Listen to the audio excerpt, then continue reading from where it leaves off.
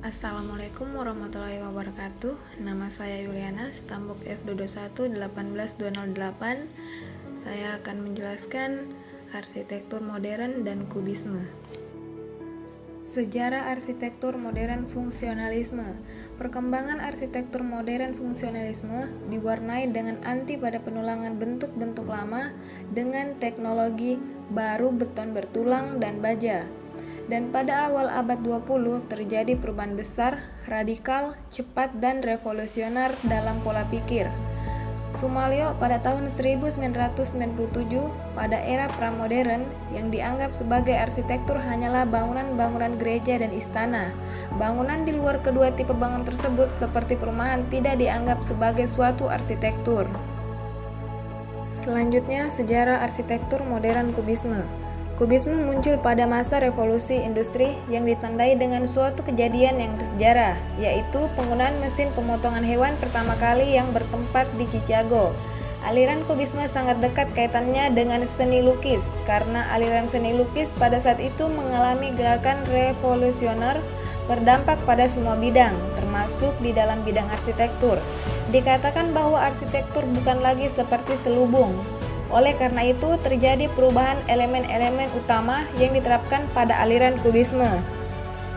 Ciri-ciri arsitektur modern fungsionalisme: yang pertama, satu gaya internasional, yang kedua berupa khayalan idealis, yang ketiga bentuk tertentu fungsional, yang keempat less is more, yang kelima ornamen, yang keenam singular atau tunggal, yang ketujuh kejujuran bahan, jenis bahan atau material yang digunakan, diekspos secara polos, ditampilkan apa adanya.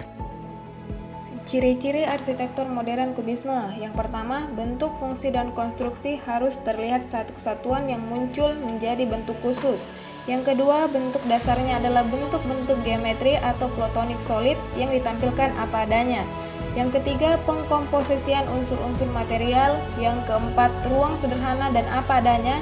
Disitulah estetika berasal. Yang kelima, ruang menjadi aspek yang paling dominan.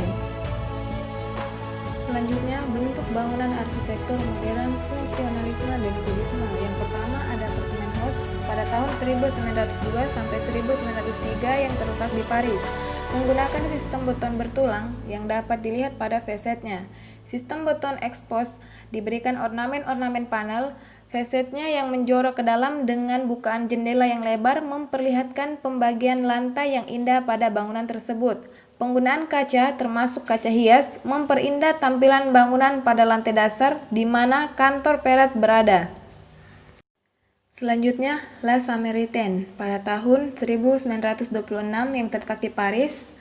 Konstruksi beton bertulang, dinding dan lantainya dipadukan dengan baja cetak prefabricate pada ruang dalamnya yang bergaya Art Deco. Jendela kaca sangat lebar mendominasi bagian depan dan mezzanine, menyatukan ruang-ruang di lantai berbeda, merupakan penerapan dari kubisme. Selanjutnya, Eichhike Tension Plan pada tahun 1909 sampai 1910 yang terletak di Berlin. Menggunakan atap kaca diletakkan di antara dua atap paralel lainnya. Bangunan bertingkat 6 lantai terbagi menjadi dua yang berupa sayap.